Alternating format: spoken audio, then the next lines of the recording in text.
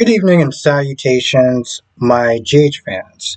So, let's talk about Brooklyn and Chase for a hot minute because, well, although I don't really care much for them, particularly Brooklyn, it does bring up an interesting topic. Chase is going down to, work out with Dante, and Brooklyn is not there talking to her mom. Now, one thing in common is that they are both pretty much, well, Chase is feeling bad for bringing up the whole sperm donor thing with Finn and everything like that, and he does later on see how much of a bad idea that is. Where Brooklyn is not there feeling bad that she rejected his idea. Here's the thing. It makes me think about Michael and Willow. See, one of the issues that they had was that they kept shielding each other from the truth. And eventually that did wind up leading to their downfall. And that's the same thing that's going on with Chase and Brooklyn.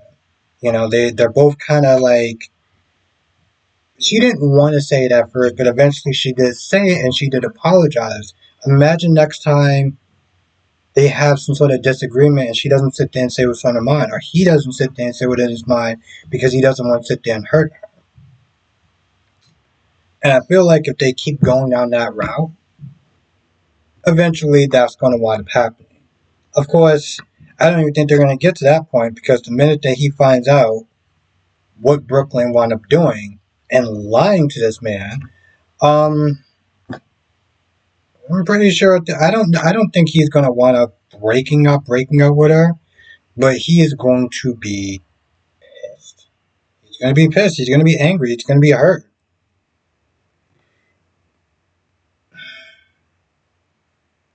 The issue that I have with the Brooklyn and Lois' scene is that this damn rewrite.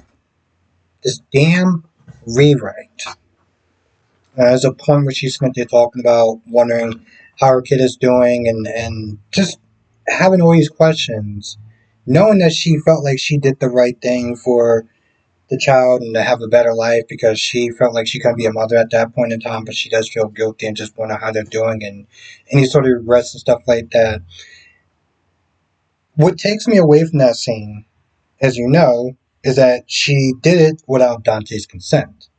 So it's one thing if she had Dante's consent and they both agreed to do that, and she's having all these questions and all these doubts and stuff like that, constantly wondering if she did the right thing, and when she talks about how she thinks about the child daily or sometimes or whatever, it would hit a lot differently for me.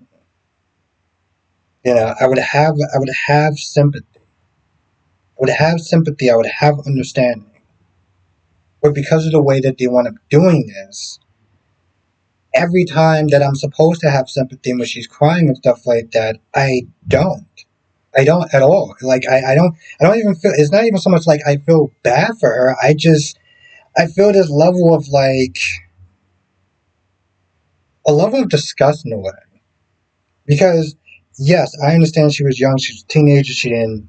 You know, I get the scared part, but I also have to sit there and think about Dante and how his choice was taken away from him because of her. So it's like it just doesn't work for me.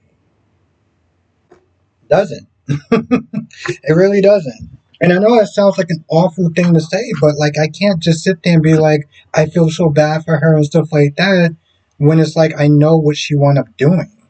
You know? Um Jordan, Curtis, and Laura are telling Sonny that Sitwell and Drew are coming out to his property. And he's feeling a bit stressed a little bit. He starts like kind of reaching towards his chest a little bit. And he's like, listen, that's not going to happen. I'm not going to let them do that. And Curtis is like, the problem is they may actually be able to pull that off. They talk about the eminent domain thing and how they can technically just essentially do that. But at first, when he brought him in, they're like, we gotta, we got the whole Sitwell problem. Like, turns out that they just did it so that way they can sit there and give him a heads up. When I give him a heads up and be like, hey, listen, this is a courtesy. We don't want you sitting there retaliating in a violent way because, I'm still mayor and blah, blah, blah, blah. But we just want to sit there and give you a heads up. We don't want Port Charles to become a war zone. Don't they still have that theory that Sitwell was the one that planted the firebomb in Sonny's apartment? Now you're telling the local mobster that, and granted, he doesn't know about the firebomb thing, or he might, who knows, that he's coming after his property, but we don't want you to do anything crazy. I don't know. There's something about that scene that you got the mayor, the deputy mayor, and the business owner telling the local mobster, hey, listen, we're going to do this as a heads up. Like, there's something that's just very cartoonish about that. Like, really? And I get from Jordan's point of view before he even says it, it's better to deal with the devil that you know than yada, yada, yada, because there's always worse people. But again, all just sit there inviting the local mobster to be like, hey, listen, it's a heads up, buddy. We don't want you to act like, in your job description. We just want to let you know. There's not really much to the Trina and Stella scene. Pretty much just catching up, talking about her date with Kai. Yeah, that's it. Uh, Carly and Jack. I don't really fully understand this scene. In a sense, Jack says that he is willing to let Carly have all the time she needs before she's ready to sit there and take things to the next level. And I'm like, okay, cool. You're being chivalrous and stuff like that. Like, hey, listen, I'm not here to pressure you. When you're ready to sit there and do the devil's tango, you tell me. We're moving at your pace. But the problem is, did she not forget that she asked him, where do we stand? What are we? Are we hooking up? What are we doing? I felt like that question was just kind of ignored or just totally forgotten about. And I'm like, are we going to get to that part? Because I feel like part A is going to determine how fast or how slow she's going to sit there and take part B. And part B, I mean, by the Devil's Tango. So I feel like we just kind of like skipped a part or forgot a part. I don't really know. Um, Jen or Sitwell is not there hanging out with Lucy, and just talking or whatever. And Carly is staring at Jack, staring at Sitwell because of what he did. At some point, Sitwell does approach Carly and is like, hey, listen, just make sure you keep your mouth shut about that little incident. I mean, I appreciate you doing it. Just kind of keep up the good job of not saying anything. And Carly was like, I'm sorry. Like, she just, like, laughs. And Jack walks over there. Jack gave him pretty much a, death threat by sitting there saying, hey, listen, if you go anywhere near her, I'm going to sit there and drop more, bombs on you. Um, yeah, I have a feeling like this video is not going to be monetized. But he is in a pissy mood. He goes back to Lucy and he's like, hey, listen, could you facilitate this transaction with Sonny? And Lucy's like, yeah, I can't do that. He is not going to sit there and sound to you. So I was like, no, that's cool. Have other avenues.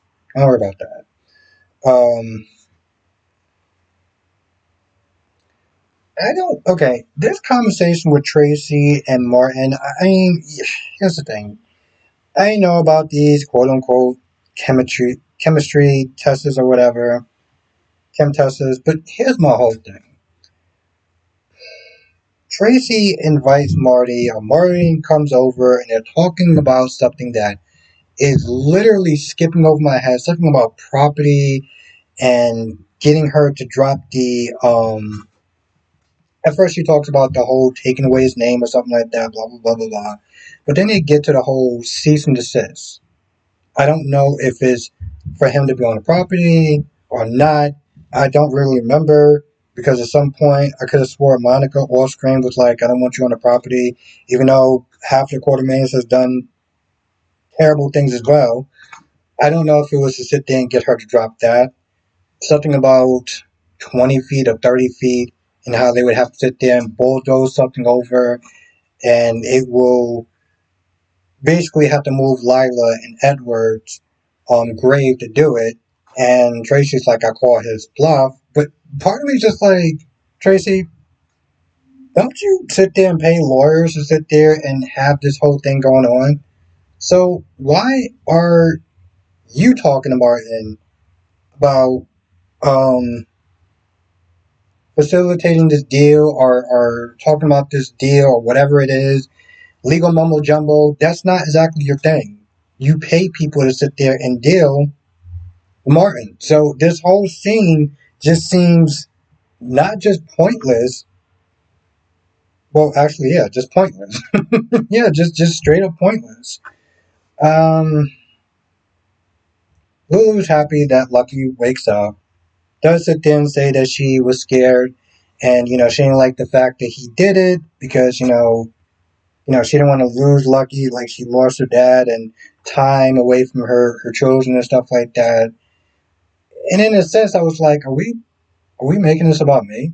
Like, are we making this about you? Didn't he sit there and say that he did it to save Liz? It's like, yeah, I understand that, but don't do that. Like you scared me, and I didn't want to lose you and stuff like that. I'm like, I get that, but like, okay. Anyway, she does eventually say I would do the same thing. Liz is not there talking to Felicia about Lucky and staying, and if he's going to leave or if he's going to stay, and how she's going to feel, how she's going to sit there and take care of Aiden. I'm like, who should be having this conversation with Liz? And I just thought about this. I even write it down. Terry. Remember Terry, right? Why is Terry sitting there being replaced by Felicia? Like, I know it's a soap opera. I know that there's a certain level of disbelief that I'm supposed to sit there and have. Trust me, I get it. But, it's kind of like what I said yesterday as far as, oh, Felicia's here. And another scene where it just seems like it's kind of pointless of her being here. And once again, she's there being a listening ear and a soundboard to Liz, which I get because they work together and they're friends or colleagues or whatever. But I'm like, boo, this is just another scene that I felt like they shoehorned her in, where the scene would have been much better if Terry was there instead of Felicia. But, we gotta jam her into as much scenes as possible, even if it doesn't really make a lot of sense, because this is what we're doing now. Um, she does talk to Lucky. She's happy that Lucky's there. She kisses Lucky, romance, and, yada, yada, yada. Um, oh, and then Trina comes over after talking to Stella and wants to say hi to Carly and talks about how Jocelyn just left and whatever cover story that Brendan came up with. It'd be cool if they actually sit and they do show her assignment. They do show Jocelyn's assignment. That'd be pretty cool. I'll be here for that. Oh, and then Brooklyn and Chase hugged and both apologized to each other, which is what I was saying before about shielding each other. Same way that Michael and Willow did, and that didn't really end well.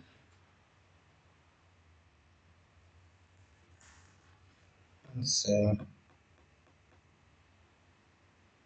Anyway, I feel like that's about it.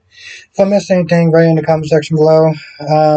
Still debating it. Most likely I'll probably do a live stream tonight. But I'm only going to be doing it for an hour because I do have to wake up super early for work, unfortunately. But, yeah. Anyway, I'll be sitting to talk about all 5 of the soap operas. General Hospital, Days of Our Lives, Born and Beautiful, Young and Restless, and The Gates. And if anyone watches Hollyoaks up, I'll talk to them about that too. So yeah, with that being said, I'm going to go. I'll sit down and see you in the next video.